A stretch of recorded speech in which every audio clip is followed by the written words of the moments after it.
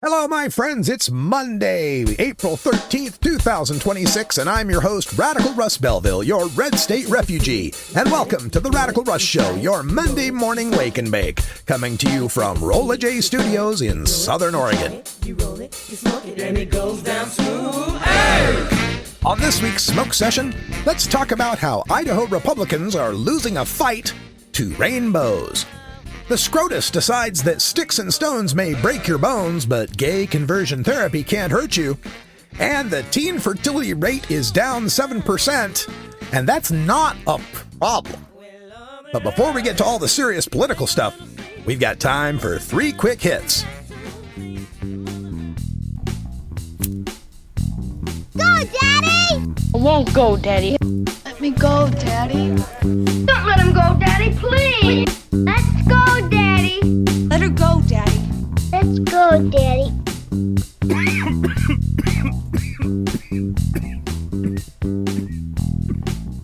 Well, it's great to be back in your ears after taking an extended bit of time off. All sorts of things going down, the most major of which was the migration of my website, radicalruss.com. Oh, what a migration it was. Let me tell you the story. So I got my website hosted on GoDaddy many, many years ago. I first started doing business with GoDaddy probably in 2008. I think is when I first was starting to register domain names there, and I took them up on hosting sometime, I believe, in 2012 after I had left Normal, because I had to have a website of my own. I had to have radicalruss.com. And along the way, and I don't remember exactly when, I'm going to say 2016, along the way, I had to have a place for my podcast archives. And I'd done a lot of podcasts, thousands of hours of podcasts and special event coverages. And well, it totals about 150 gigabytes worth of data. So on GoDaddy, I had signed up for this WordPress hosting account. It was called Ultimate WordPress. And I remember, though I can't prove it, I can't find any documentation of it, but I remember it being unlimited storage. I remember that being a selling point of it, that it was unlimited storage because I have this 150 gigabyte archive. So I signed up for it. It was something like at first it was something like $15 a month, but it's gone up incrementally since then to about $33 a month.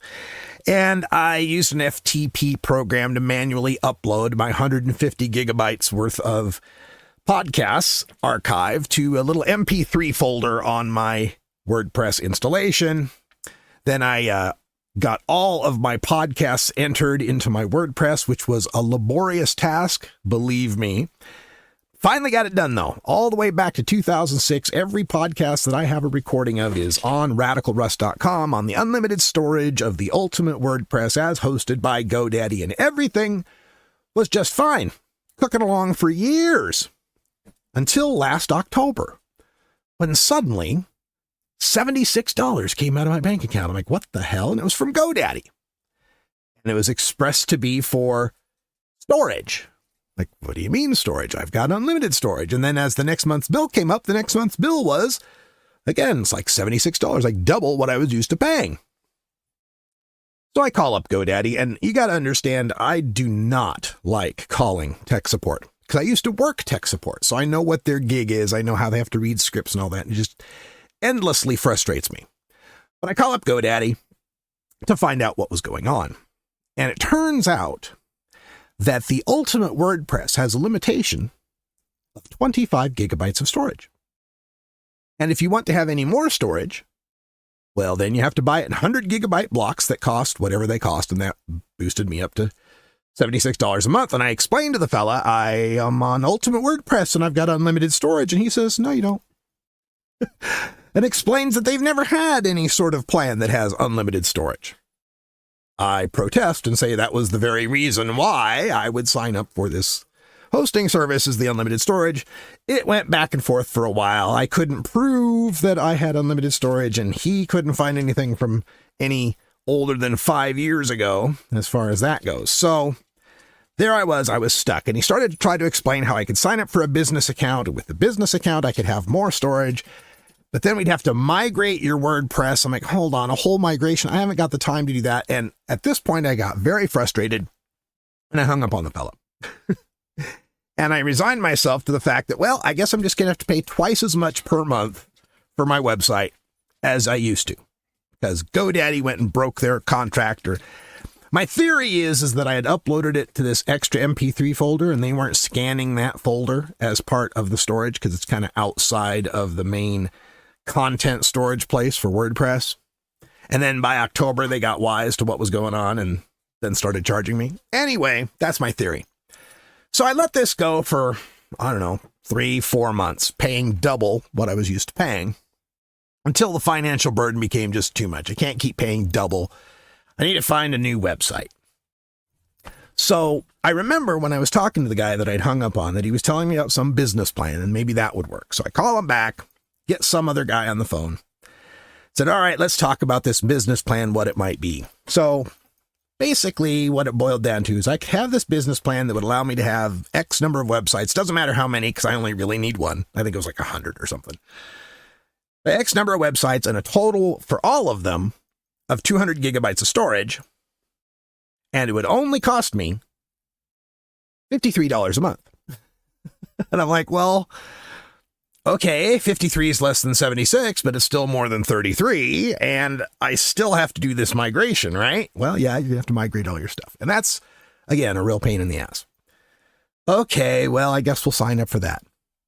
After this long old talk about how I could sign up for that, we get to the part where it's signing up for that, and he informs me that the $53 a month is, if you figure it, based on paying a 3-month contract in advance for $1,956 a month.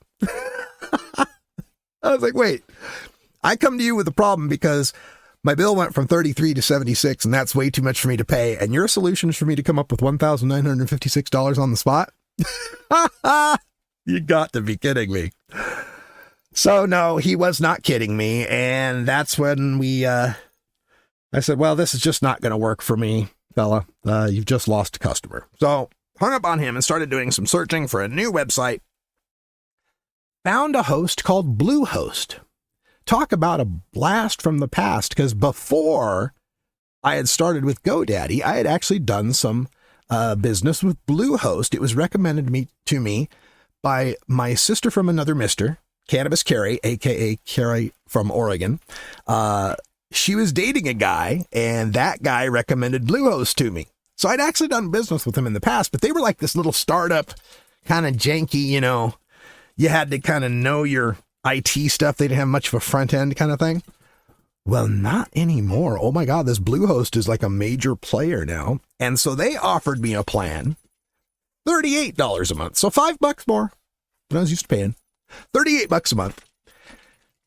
250 gigabytes of storage. So more storage than what GoDaddy was offering me for the business plan at what? $15 less than what they were offering me on a prorated. This one I can still pay monthly. So I'm only having to pay $38 a month to GoDaddy or to Bluehost now. So that's how GoDaddy lost a customer that they've had since 2008 by suddenly switching up a plan on me without any forewarning. I checked my emails too. There was no email saying, oh, by the way, we just noticed that you have 150 gigabytes of storage. We're going to start charging you for that. No, there was no pre-warning. It was just, boom, money came out of my account. So yeah, GoDaddy lost a customer and Bluehost gained one. And that's why I've been off the air for a while, because I had to do all this transfer of my website. And folks, let me tell you what that involves.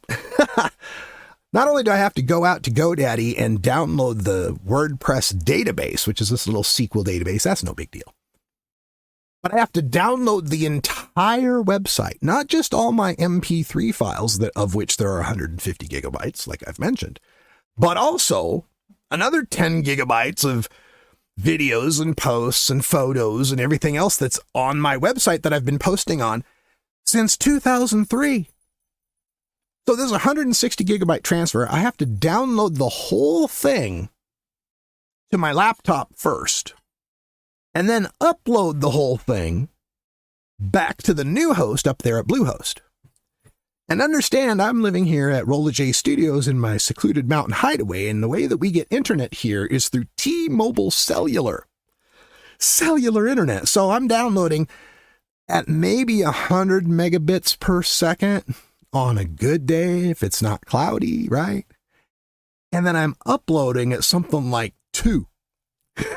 Like 2 megabits per second. It was crawling slow. So this past month, since the last time I talked to you back at the beginning of March, my computer has literally been working 24/7 with an upload queue in my FileZilla FTP program, uploading file by file, bit by bit over this slow connection. And there were some hiccups along the way too. Like I had to, tweak what the timeout would be because, I'd set it with a big queue of files to go, and then I'd run off to work and I'd come home and find that like only 3% of the files uploaded. What happened? Oh, well, you've got this timeout setting. And so when the cellular doesn't connect back and forth, it times out and the whole thing crashes. Oh my God. And so I had to tweak that, and I have to tweak this other thing. And geez, finally, like a couple weeks ago, I finally get everything uploaded. But then that's not enough either, because then you got to tweak you got to plug everything back in, as far as the back end of the WordPress and all the plugins that do you don't need to know the details. All the stuff has to be fixed.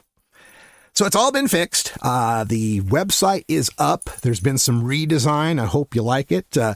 I've added my Radical Russ bass play along videos. There's now a video page that you can play from. So be adding more of those as we go. Got the blogs, got the podcasts, and now you got me back in your ears after what? 5 weeks, 6 weeks. Good to be back. You are lucky to know no kings. In our land, we have no kings. There are no kings. There's no kings here, sister.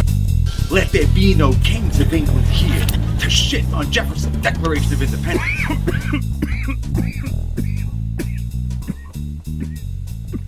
Well, I did get a chance over the hiatus to go to the third No Kings rally that happened, what was it, March 28th. It was a great rally. We went out, Lady Love and I went to the No Kings rally in Grants Pass, Oregon, which takes place on 6th Street, right in front of the Josephine County Courthouse. Now, you got to understand, Josephine County in Southern Oregon is a Trumpy county. It voted for Trump. I think it was 62% in the 2024 election. Also understand that the Josephine County Courthouse is directly across the street from the Josephine County Republican Party headquarters, where they've got their little "We Remember Charlie Kirk" signs and all the such. Anyway, the last few times that we've come out to do these No Kings rally and the hands-off protest before that, there have been counter-protesters across the street. At the first couple, we filled up most of the, I guess, going down the street, it would be the right-hand side of the street in front of the courthouse. But then they had a sizable contingent, maybe a quarter amount of the people we had across the street with their MAGA flags and such. And then when we got to the second No Kings rally, we really pretty much dominated. We held 6 blocks along that right side in front of the courthouse. And then on the left side, many of our people went across the street, started posting up over there. And there were still a few MAGA. I remember there being maybe 8 paired up, with a couple of signs. And there was no confrontations, really. There was a few, words spoken, but no, we get in faces or threatening violence. So went along pretty well. And there was one guy, I do remember one MAGA guy who took his MAGA flag and he would come over to our side of the street and stride forcefully, through the crowd, like, daring someone to get in his way so he could bump them and whatever, right? And people were cool. People just kind of ignored the guy and let him pass on through. This latest No Kings rally that we went to, there were no MAGA. There were none. And we filled both sides of the street. We were like in full Antifa display right there in front of the Josephine County Courthouse headquarters. So it was a beautiful thing to see, the biggest turnout, and had some amazing signs. I made one for Lady Love that was a picture of Trump pointing, it said, "I ran up your gas prices," right? People loved that one. And then I made a sign that was acceptable kings in America and had pictures of like Carole King, Stephen King, Larry King, BB King, Freddie King, Albert King. And then I had Elvis and it just said the king. And in the middle, a picture of Trump and the mugshot picture of Trump with a big X through it, right? People like that one too. So I thought it was fun signs. But I got to tell you about something that happened here because I don't know, folks. Maybe I'm just getting older. I'm running out of fucks to give. I don't know, but I've become a little more confrontational in my old age. So we're posted up there, Lady Love and I, on the across the street side. When one of them anti-abortion guys shows up, and there's some regulars, okay? There's like 3 or 4 of these guys. You know the type. They got the little headset microphone with the belt pack, amplifier, and the giant pictures of aborted fetuses, bloody, mangled, mashed up aborted fetuses, with "God condemns this," whatever. This guy was there. He was also wearing a shirt that said "Homosex is sin," I think, if I remember correctly. This guy is there and he starts going off on his thing. "You support murder, you believe in murder, God said blah, blah, blah, murder, abortion, murder," right? This did not hit me very well. I already don't like these kind of guys because they're bullies, right? They're bullying women. And also, our family had just been through a terrible accident with our granddaughter. She was pregnant, 5 months pregnant, and lost her baby in a car wreck. And my lady love, she had to deliver the 5-month-old baby, 5-month developed baby, stillborn. And they held that baby and have pictures with that baby. And aside from her being intact, deceased but intact, she looked a lot like the baby that's mangled and bloody in this asshole's posters. And I was sitting there just thinking about how that must have been making my lady love feel. And also, going back to what I've always said about these guys believe in child snuff porn. That guy with the anti-abortion poster thinks that a zygote from the moment of conception on is a baby. That guy, in his mind, makes no distinction whatsoever from any stage of fetal development and a living, breathing baby.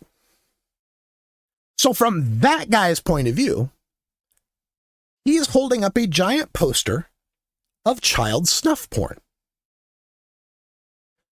So, all of these factors coincided to lead me to get in this guy's face. And folks, I got in his face. I started shouting at him. "What's with all the dead naked babies? You like dead naked babies? What kind of fucking pedophile are you? Are you a pedophile? You like showing off dead naked babies? You like dead naked babies, don't you, you pedophile? I can see it. You like gay sex too. Your shirt says it right there. You like gay sex with dead naked babies." And I'm shouting this fairly loudly and very close to his face. And he's not pushing me or responding in any way. And this happens for a little while. And Lady Love's getting a little uncomfortable, and we turn away. I turn away from the guy for a little bit. And a fellow protester turns to me and says, "Hey, I have a megaphone in my car." I'm like, "Yeah, dude." He runs and gets his little not megaphone. What are they called? Little handheld ones, that you speak through, that amplifies. I'm going to call it a megaphone. Anyway, so he went and got his megaphone, fully charged. And so I held it up about 3 inches from that fucker's face and start going off. "Dead babies. This guy loves dead babies. He loves dead naked babies. Pedophile here loves dead naked babies. Watch out. Keep your kids safe. Here's a pedophile who loves dead naked babies." And he couldn't get word in edgewise, and people are starting to stare. People are starting to move back too, because they're like, oh, is this guy gonna, fight him or something? Because I am a big guy. I'm like 6'220", so but that's all I did. I just yelled at him through the megaphone until Lady Love finally made me stop and started asking, who gave you a megaphone? And the guy sauntered off, wandered away. So that was my adventure at the No Kings rally, because, folks, I've had it with those guys. Like I said, they're bullies. This guy is a bully. He hates women, and he hates the fact that women don't love him. He hates himself in various ways, and he's got this God complex that thinks he has the right to judge.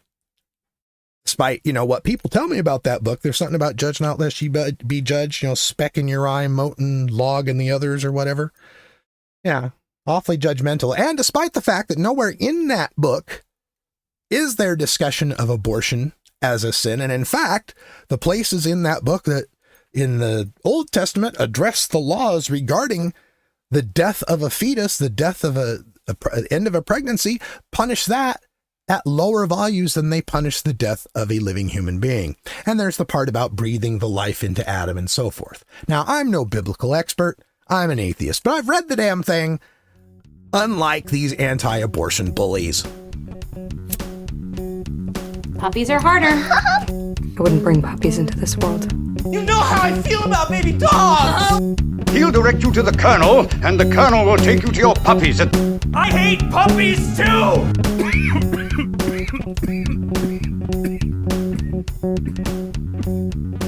Speaking of being confrontational, I got to tell you the tale of what happened in the Walmart parking lot the other day. So I'm out working, doing my thing, and I have to go to the Walmart. Actually, I don't think I was working at the time. Anyway, I had to go to the Walmart. So the Walmart was pretty packed at this point, and so I was driving into the parking lot and coming down one of the rows, and there was an open space, I'd say about 4 spaces from the front door. And so I'm heading down to that open space, and I've got my blinker on to indicate that that is the open space to which I am going to park. And I'm just beginning to make the turn to that open space when suddenly this silver diesel pickup comes around the corner and comes past me, right? And so I can't turn into it, so he's kind of blocking the space, and then backs up into the space that I was sitting there blinking for. So the dude backs into the space, and I, apparently again out of fucks, slowly drive by the space with my head pointed straight forward and with my middle finger pointed out my window, slow enough that he can clearly see that I am flipping him off. I think nothing of that. I go back and around to go up the next row to go park somewhere else. This dude has jumped out of his car and come crossed through the parking lot aisle to get into that middle of that road to be yelling at me for flipping him off. The guy's, I don't know, 6'2", 6'3", one of them Carhartt looking guys. Fairly young, probably in his 30s, but he's pissed. Well, I just drive around him and continue going. And he apparently makes his way into the Walmart. And for a moment there, I thought, I better not go to Walmart. This guy might be in there and I want to cause trouble. And then another voice came over me and said, you know what? Fuck that guy. Fuck that guy. He's the asshole. I was clearly blinking. And if he doesn't like being flipped off, don't drive like an asshole. I'm not going to adjust my trip to the Walmart because this fucking guy couldn't handle being flipped off. So I drive up the aisle and have to park, a fair ways up. So I have to walk way down, 18, 19, 20 spaces to get to the Walmart. So I get into the Walmart, I walk in, and I have to go get something that's over toward the hair care stuff. Not for myself, obviously, for Lady Love.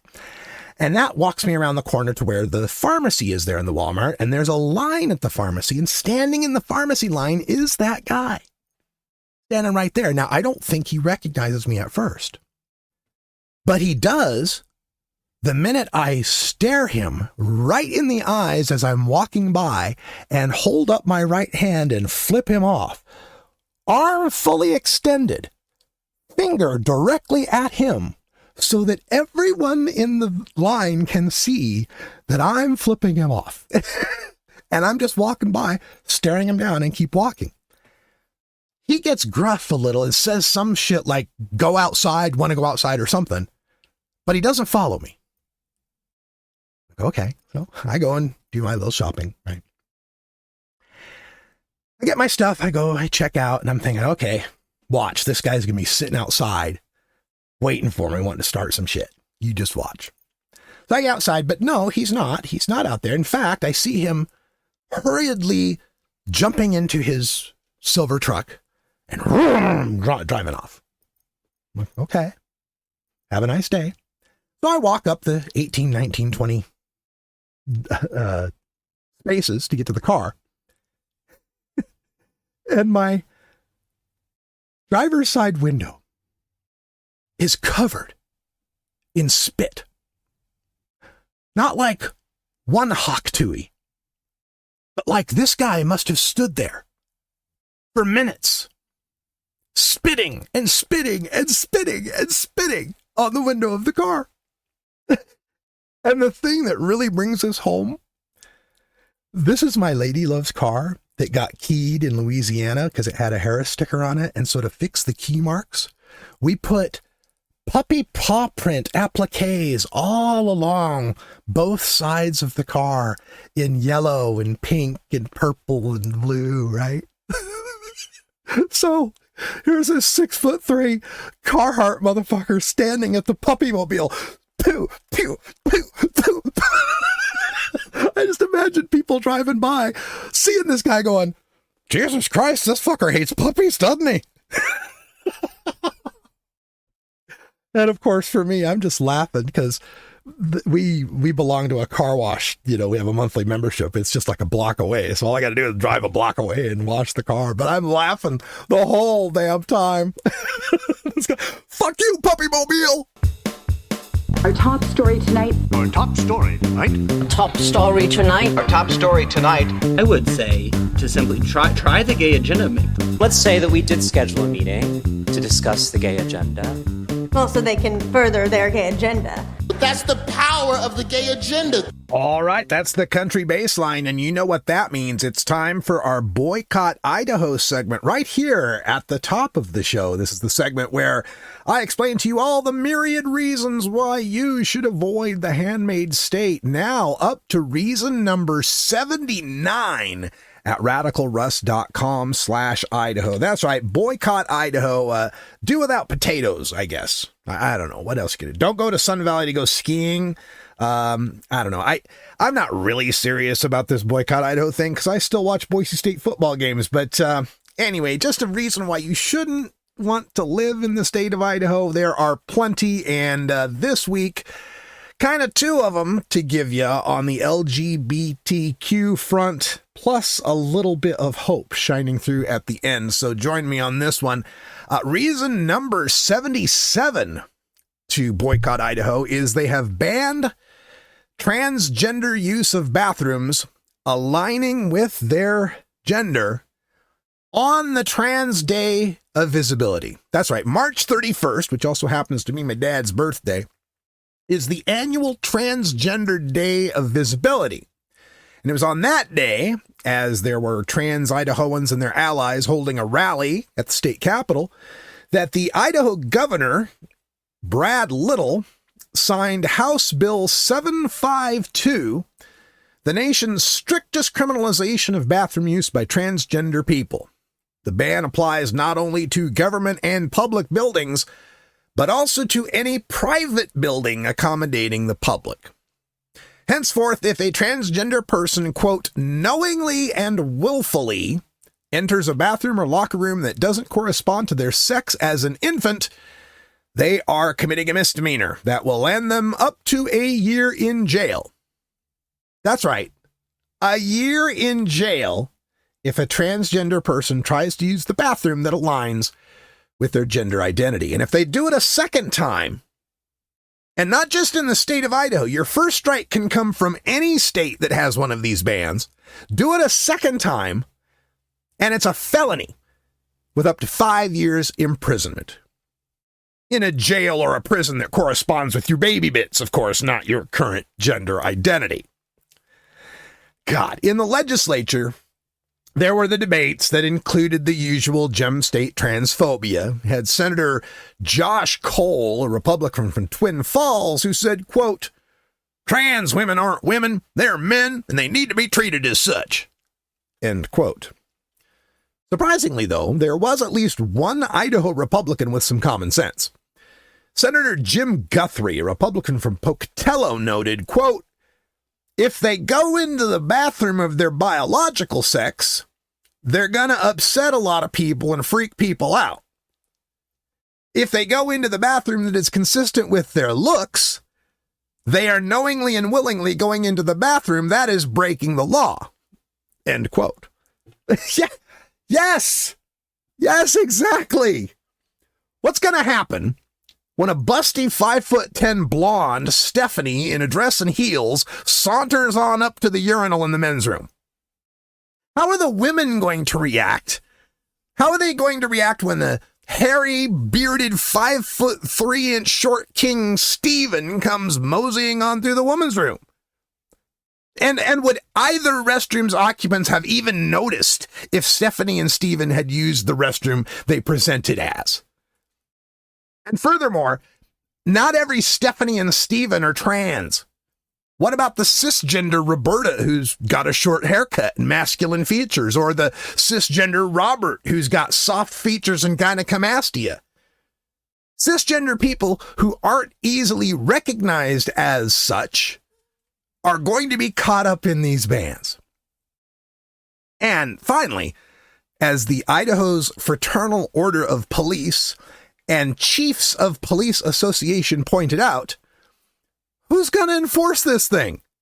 Are we going to call the cops to the restroom to force Stephanie and Stephen and Robert and Roberta to drop trowel?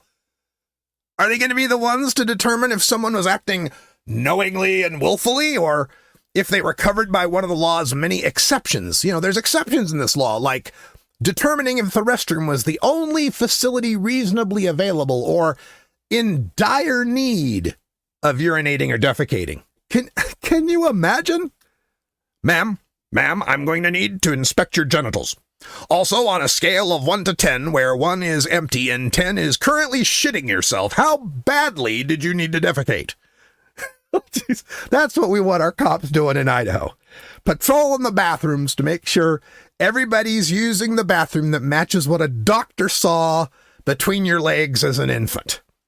Does this make any sense to anyone at all? Of course not. But what it does make sense is to these Idaho Republicans and their Christian nationalist crusade to force gay, lesbian, bisexual, transgender, queer, asexual, all nonconformist people back into the closet. That's what it's all about, because our next story happened also in the most recent week. Reason number 78 to boycott Idaho: a $2,000 a day fine for flying the pride flag. Now, we've talked about this before. Back in reason number 63 to boycott Idaho is when we pointed out how the Idaho legislature has been in this ongoing fight with the city of Boise, mostly city of Boise. There's a couple of other little blue dots in Idaho out there. Haley, Idaho, for example. It's a little blue dot out there. But mostly in Boise, Idaho, because Boise is, you know, a city, a cosmopolitan area with a world-class university. Okay, maybe I'm stretching it with world-class. A national-class university in Boise State University. They really have upped their game, folks. Let me tell you, Boise State's more than just football. They're doing some good stuff there. But Boise is a city, and as a city, it has arts and music. And that means gay people. And that means welcoming gay people and being happy to have gay people in your city. That's what cities are all about, is welcoming all sorts of people. That's what makes a city a city. So the legislature's been fighting with the city of Boise because the city of Boise keeps flying a pride flag up on the city flagpole right there at City Hall, right there in downtown Boise, which Boise, of course, is also the state capital of Idaho. So all these legislators from Firth and Athol and Sandpoint and Jerome and all these other rural, highly repressed Republican red Trumpy MAGA areas have to come into Boise and see all these damn rainbow flags. All this gay right there in their capital. They passed a law. This was back a year or two ago. Reason number 63. You can check it up at radicalruss.com/Idaho. They passed a law that you cannot fly any flag on government property. That would be city, county, state. Cannot fly a flag on government property unless it is an official state or city flag. So, of course, the very next thing Boise did was declare that the pride flag, and for that matter, the organ donor flag, is another flag they banned. The pride flag and the organ donor flag were official city flags. There you go. Took care of that. Fly the flag. So the legislature came back. No, you can't do that. I don't remember how they've changed the law or fixed it, whatever. You can't do that. But the law didn't have any teeth. It was like, it's against the law to fly any non-city flag. Okay, so we're going to fly this pride flag. What are you going to do about it? Well, there was no crime involved. They didn't list it as a misdemeanor or anything. They just said you can't do it, and then they went and did it. So this year, the legislature finally got around to putting a fine on flying the flag. And this fine went into effect on April 1st. So on March 31st, that same Transgender Day of Visibility, the city of Boise was forced to take down the LGBTQ plus pride flag it had been flying in its long-running standoff with the state government. So, as they took those flags down, because, they want to pay, and it's $2,000 a day per flag. And the law now reads that you can't fly any flag that's not an official state flag, an official flag that's on this list that we at the legislature put together, or any official city flag adopted prior to 2023. That's to get around Boise back in 2023 declaring that the pride flag would be an official flag. So there you go, $2,000 fine, can't fly the pride flag. So Boise took down the pride flag, but guess what they did in response? The city council and the mayor passed resolutions and had it done immediately that all the city's flag poles were painted in Progress Pride colors. So the entire flagpole is one big rainbow, one big Progress Pride rainbow, atop which only official flags can fly. And then they also put a big banner, huge banner, like, got 12 foot tall, 40 feet wide, in the plate glass windows of the city hall right there in front of those, with the pride rainbow flag poles in front of it. Big old banner, huge rainbow Progress Pride colors, and a tagline that says, "Building a city welcoming for everyone." So stay tuned to this channel. We'll keep you posted when the legislature comes into session next and declares that all flagpoles must be painted gray or something. I don't know.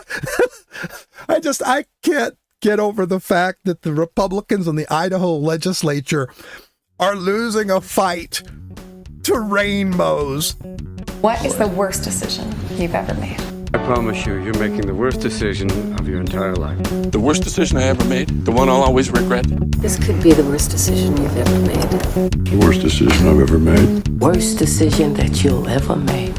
Sorry that you made the worst decision of my life! On the national level, things also are going badly for the LGBTQ plus community.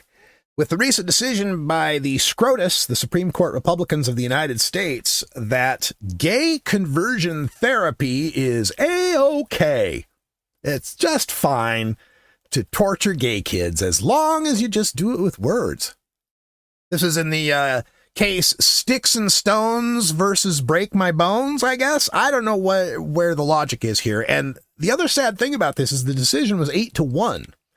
You had two of the liberal justices, Sotomayor and Kagan, joining in with the SCOTUS majority on this one. Only Ketanji Brown Jackson dissented, and strongly dissented. She dissented from the bench. And this is another one of these cases. It's remarkable. You remember the case about the gay wedding cakes, right? Where the SCOTUS decided, no, it's okay for a business to discriminate against gay people if it violates their religious liberty, right? Oh, my religion says the gays are bad, so I can't bake you a cake. Well, when they made that decision, the person who brought the case in that decision hadn't actually been harmed. Like, this person, not only was this person never asked to bake a gay wedding cake that might violate that person's morals, this person was never a baker. This person was never operating a bakery business. This was all a hypothetical, like, well, what would happen if, I wanted to run a business and I wanted to run that business baking cakes and someone came in and wanted a gay cake and I'd had to bake it. That would be terrible, wouldn't it? And the SCOTUS said, yeah, that'd be awful.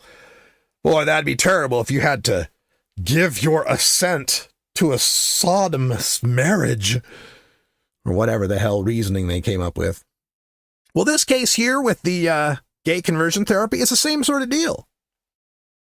This was a therapist who sued, who had never actually been doing gay conversion therapy, and when asked if she would, said she would not do it. But what if? What if I was hired to do gay conversion therapy, and what if it was banned? That might hurt me, and the Supreme Court took this case up. Now, if you don't know what this whole gay conversion therapy is, it's when you take a kid who's gay, okay, and you take their left hand and you tie it behind their back, okay? You take their left hand and you secure it behind their back with like a rope or a belt or a cuff or something, right? So they can't use their left hand at all, and they're forced to use their right. Oh, I'm sorry. I'm getting my conversion therapies mixed up. That's what they used to do to left-handed kids. Yeah, when I found out a kid was left-handed, this happened to my grandpa. I think even my mom, maybe. They found out a kid was left-handed, they would tie their hand behind their back and force them to write with their right hand because, being left-handed was sinister. It was evil. It was of the devil. It was wrong. Well, that's what this gay conversion therapy is. You find a kid that's gay and you tie his gayness behind his back, or her lesbianness behind her back.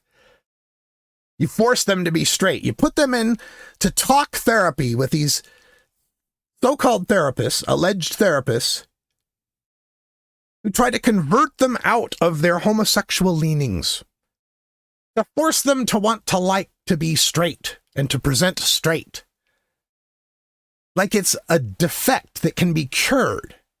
A disorder that you can overcome. And every major medical institution, pediatric institution, says this is horrible, it's abominable, it's akin to torture. That a kid is gay is just the fact that they're gay. It's no more different than if they had brown hair, or if they had dark skin, or they were left-handed. It's a variation that occurs in nature among damn near every species that we can observe. But the SCOTUS has ruled that this is okay because deeply held religious belief, First Amendment, blah, blah, blah, blah, blah. And I often wondered when this case came up, were they trying to make the First Amendment case on this similar to the First Amendment case that was in Conant v. Walters? Now, this digs back into my experience in the drug war. Back in 96, when California went and passed Prop 215 and made medical marijuana legal, around 1997, doctors in California could start recommending that their patients, and that was a requirement, had to have a doctor recommend that your patient have medical marijuana. Now, Well, you can joke about how easy that was and how there was doctors in tents at rap music festivals that were writing scripts to people in line to be able to get their medical marijuana cards. We can joke about that, sure. But the doctor was a part of the deal. The doctor had to recommend medical marijuana, something that the Clinton administration attacked. Bill Clinton's administration and his drug czar, John Walters, went after the doctors in California that were recommending medical marijuana. They threatened the doctors' licenses to prescribe other controlled substances, because you weren't prescribing marijuana. It's a Schedule I substance, but you might be prescribing oxycodone. You might be prescribing Valium, and the government can control that. And so they were going to take away the prescribing privileges of any California doctor that recommended medical marijuana. And this case went all the way to the Supreme Court, Conant v. Walters, and the Supreme Court ruled that no, that's a First Amendment right. Doctors have a First Amendment right to say that medical marijuana could help their patient. And I wondered, was that being brought up in this case with gay conversion therapy? That it's a First Amendment right for a doctor to recommend that a gay kid act straight, even though it's been shown to quadruple the kid's risk of suicide, even though every major medical organization is against it. Because you could have made those arguments against medical marijuana back in 1997. Every major medical organization was against it. You could cook some statistics to maybe show it was harmful, but I didn't see any of that in the coverage. I guess that didn't apply somehow. Conant v. Walters didn't apply in this particular case. But it's an abhorrent decision, and I believe the two liberals dissented separately. And it might be one of those kind of situations where, look, this law is too broadly written to completely ban anything a doctor could say about turning from gay to straight. I don't know. Maybe the liberals are trying to get it sent back to the state to say, hey, craft this a little more carefully. But I don't know what has to be crafted here. There's a situation where in these states that allow it, parents can take their gay kids and lock them up, forcibly lock them up in these gay conversion facilities where they're bombarded 24/7 with the mantra of how evil and terrible they are, how they're inherently wicked for being gay, and how they must change and must accept a new way of being. And God, it sounds like I'm describing a church, doesn't it? An arrest warrant was issued for Epstein for sexual assault of a minor. Yesterday, in front of everybody, he made Epstein unscrew the top of his head and take his brains out. Ames assigned all of her royalties to the Epstein home in Mountebank. Did you hear what I said? Epstein? Meanwhile, at Rolla J Studios, nobody. In Oregon, nobody. In the United States, nobody. On planet Earth, nobody. Melania Trump? The lies linking me with the disgraceful Jeffrey Epstein need to end today. Oh, yeah, Jeffrey Epstein is back, baby. We couldn't bomb our way out of this. Oh, my gosh. This was the story of the weekend. Melania Trump coming out of nowhere, apparently. And, of course, everybody saying she's trying to get ahead of some story. Why would she come out here and deny her relationship with Jeffrey Epstein? The individuals lying about me are devoid of ethical standards, humility, and respect. I do not object to their ignorance, but rather I reject their mean-spirited attempts to defame my reputation. And again, who was doing this? Like, we hadn't been talking about Epstein for weeks, and when we weren't really bringing Melania Trump into this at all, were we? We talking about Lutnick and Bill Gates and Steve Bannon, and nobody was talking about you, Melania. I never been friends with Epstein.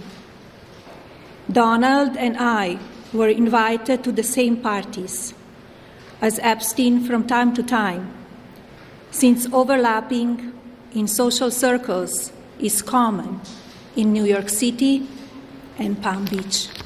And of course, everyone now on the timeline is flooded with all the various pictures of my favorite one, the four of them, Trump and Melania and Epstein and Ghislaine Maxwell, where Melania is saucer-eyed as hell. She is high as a kite, ladies and gentlemen. I know my high. And that girl is sailing. Sailing?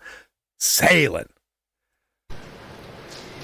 To be clear, I never had a relationship with Epstein or his accomplice, Maxwell. That's interesting that she calls Maxwell the accomplice here, while Maxwell's trying to paint herself as, I was just a victim. I was just helping. I had nothing to do with it. No, she was the accomplice. So there's Ghislaine Maxwell getting thrown under the bus by Melania Trump. That's a great thing to see. But she's saying she had no relationship with Epstein. She's trying to get ahead of all these rumors here that not only did Epstein introduce her to Trump, but that he had been diddling her for the year prior. That's what I hear going around. My email reply to Maxwell cannot be categorized as anything more than casual correspondence. Yeah, we've all seen the email. This is the one where she's saying love, and when are we going to see you next? Oh, here it is. Dear G, how are you? Nice story about Jeffrey Epstein in New York Mag. You look great on the picture.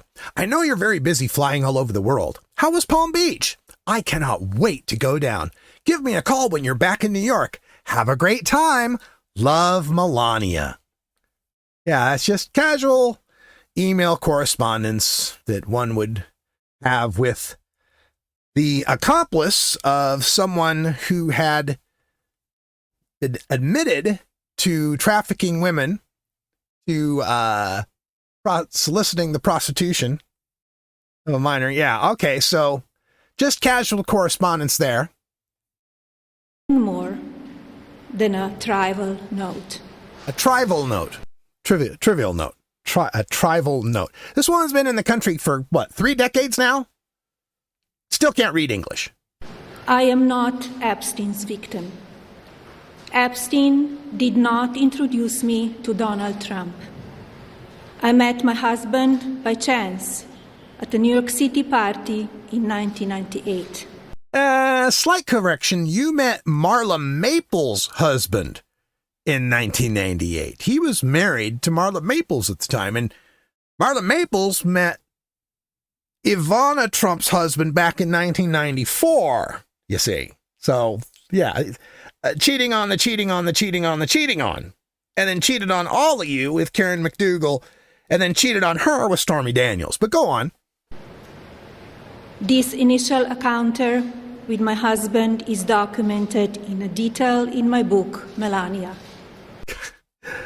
Leave it to Trump to actually be pushing the grift in the middle of a face-saving press conference. It's just crazy. And of course, as time went on, after she made this announcement, we found out what was going on in this situation. And that is a former model who was part of this Paolo is this fellow. Okay. Donald Trump's special envoy. His name's Paolo Zamboli.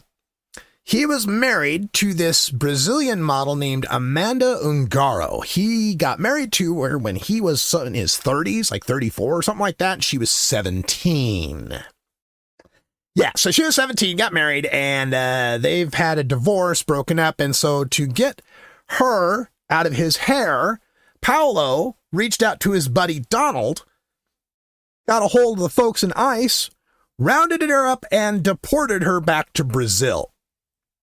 So now she's going scorched earth and has posted on Twitter in a reply to Melania, I will tear down your corrupt system even if it's the last thing I do in my life.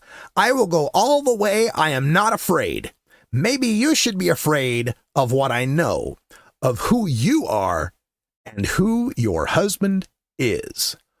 Ooh, boy. Yeah, it is happening, folks. The Melania Trump thing, the Epstein files are back. And once again, this is the Epstein files, this whole Epstein class thing is at the nexus of two aspects of this American fascism under which we're living right now. And the one aspect is that whole untouchable two levels of justice, one for the underclass where the laws bind us but not protect us, and one for the upper class where the laws protect them but don't bind them, right? You have that upper Epstein class that can get away with the most heinous crimes possible because they've got enough money to settle it. All these settlements that have been paid out by the banks and by the Epstein estate, they're rich enough they can get away with it. So that's one aspect of this, and it ties into this, pedophile sex trafficking thing as just one of the many crimes they can get away with. There's also the murder, and there's the torture, and there's the mass money laundering and the corruption on a global scale. The pedophilia thing is one aspect of that to them. But another aspect of this has to do with the rank and file MAGA, the white voter out there who still, as Mecca points out online, Blackstradamus points out online, white people still support, by a 51% majority, support Donald Trump's handling of immigration, support what ICE is doing. Even after Alex Preddy and Renee Nicole Good were gunned down on camera, multiple angles, 51% of white people still support Donald Trump's immigration push, his ethnic cleansing of this country.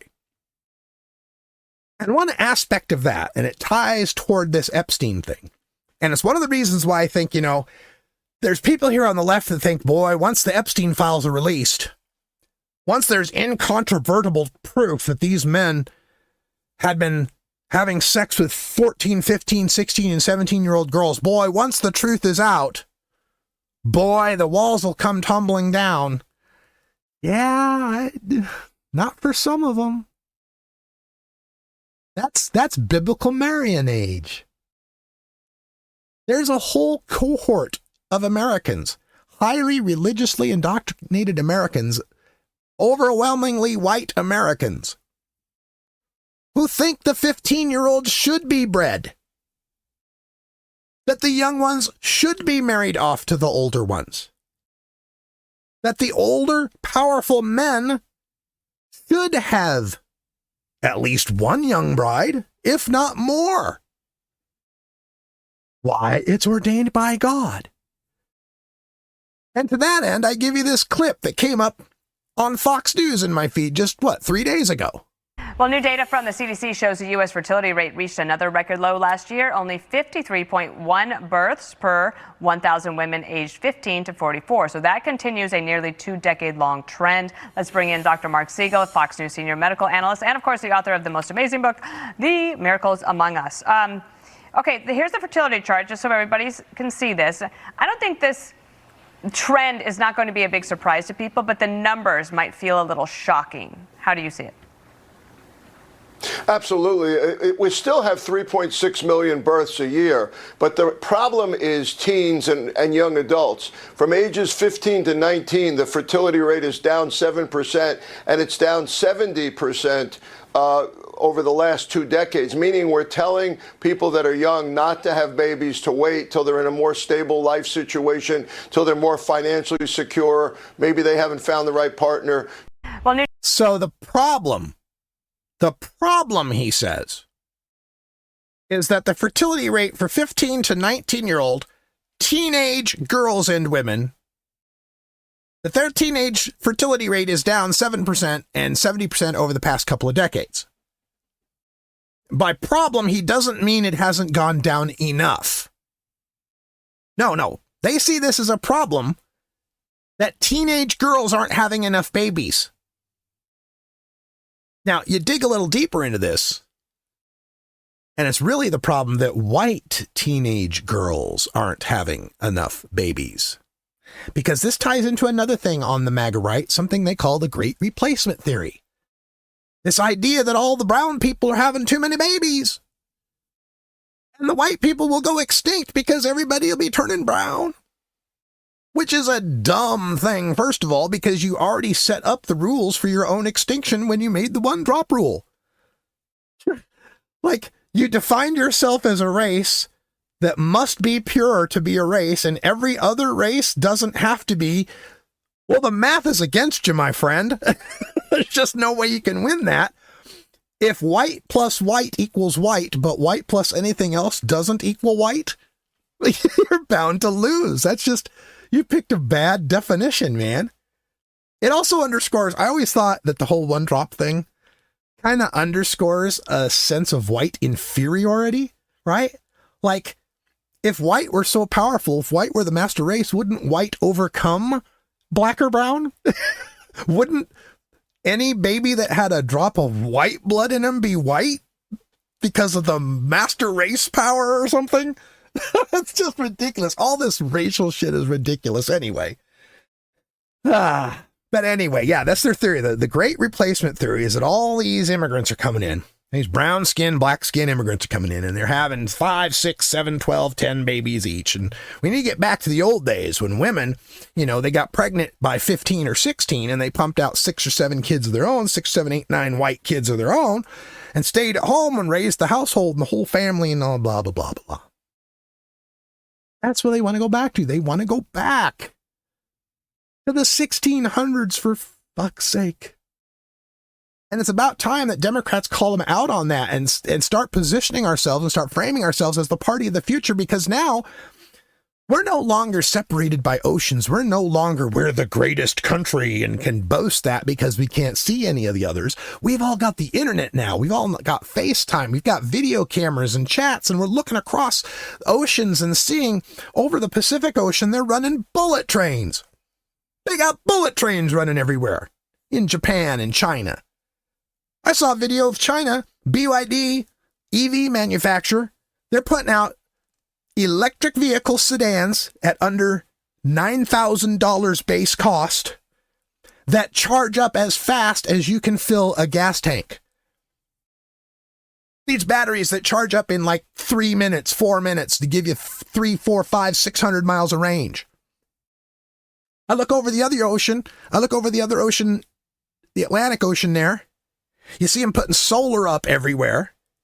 You see countries like Scotland getting almost all of their power from renewables, wind and solar, and offshore. What are those, tide turbines? You see countries going crazy with solar panels everywhere.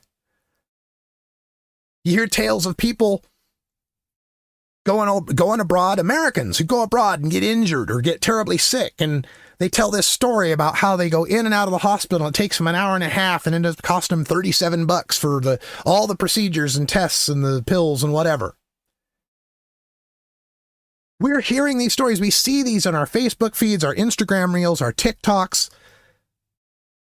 We see it. We see the rest of the world moving into the future, moving away from fossil fuels, moving away from destroying the environment. You can no longer fool us into thinking we're the exceptional nation anymore. That's where they want to take us. They want to take us to Gilead.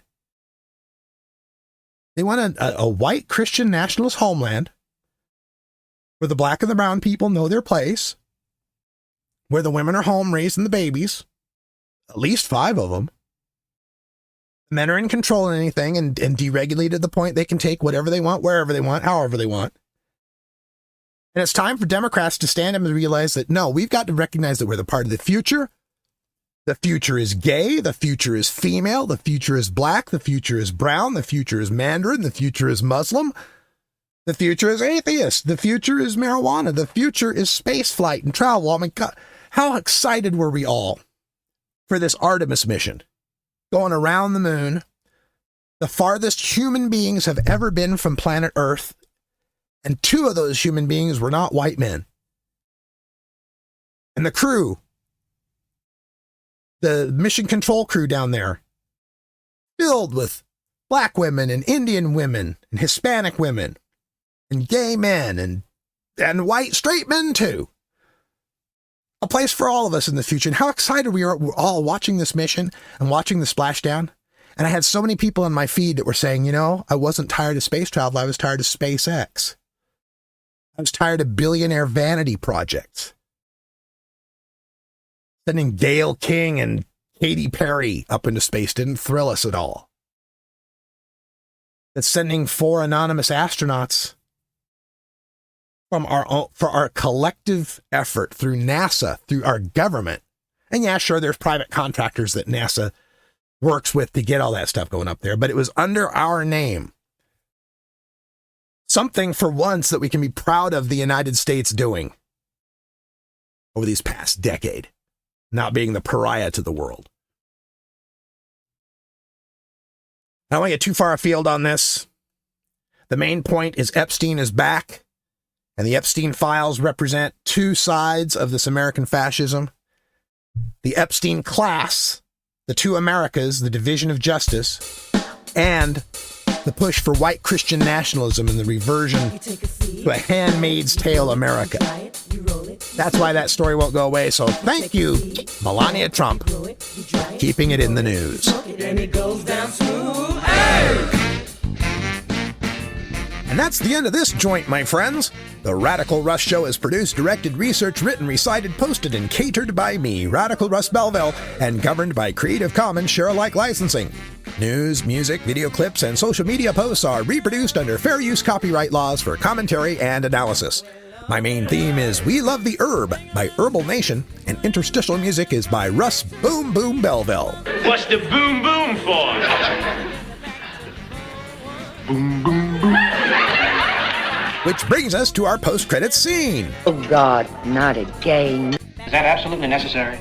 I don't think that will be necessary. So you notice I made it through this entire podcast without mentioning what Trump is up to. Nothing about losing the war in Iran and him telling to open the fucking straits, you bastards, and promising the end of the civilization, but then tacoing on it and then publishing a snuff video of a woman getting beaten to death and commenting that the Pope better watch his ass and he could be subject to an Avignon papacy, and somehow the Pope is weak on crime, and this morning he posts a picture where he's like Jesus Christ. I mean,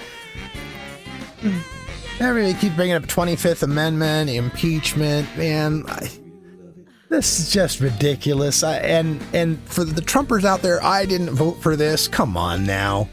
You voted for all of this. You voted for the whole package. You voted for this idiot that we told you time and time again was a treacherous terrorist traitor to the United States, a serial fraud, con man, liar, a man who cheated on his first wife with his second wife, who he cheated on with his third wife, who he cheated on with a Playboy playmate, who he cheated on with a porn star, who was sneaking into the Teen USA pageants to look and gawk at 15-year-old, 16-year-old girls when they were naked. The guy who was lusting after his daughter Ivanka, saying if he weren't her daughter, he might be dating her, how she's got such a great body, and how Tiffany might also have a great body. We don't know if she's got the breast department yet. This guy who was impeached twice, who led an insurrection, who looked at an eclipse with his bare eyes, who brought football players to the White House and fed them hamburgers, who is gilding the Oval Office with enough gold to make Liberace choke and puke. You voted for all that. You voted for that guy because you couldn't stand Kamala Harris's laugh, or you thought Hillary Clinton was a bitch, or Joe Biden was going to institute Jade Helm and have some big company monitoring all things about Americans, like Palantir is doing, like Elon Musk is doing. Everything you predicted that Democrats would do, the Republicans have done or are planning to do. You voted for all this. So, if you are one of these triple Trump voters who'd like to be forgiven, you can be forgiven, but you need to be wearing a hat or a t-shirt from now on that says, Hillary, Joe, and Kamala were right. You can contact me by email at radicalruss@gmail.com. Call my message line at 877-RUSS-420. That's 877-877-420. And reach me on social media on Blue Sky as radicalruss.com and nowhere else. You can support this podcast financially by donating to Radical Russ on Venmo, Rad Russ on Cash App, or via PayPal on my website at radicalruss.com, the newly redesigned radicalruss.com. Get this podcast on Spotify, Apple Music, YouTube, my website, or wherever you get your podcasts. Thanks for listening, and until next week, take care of each other.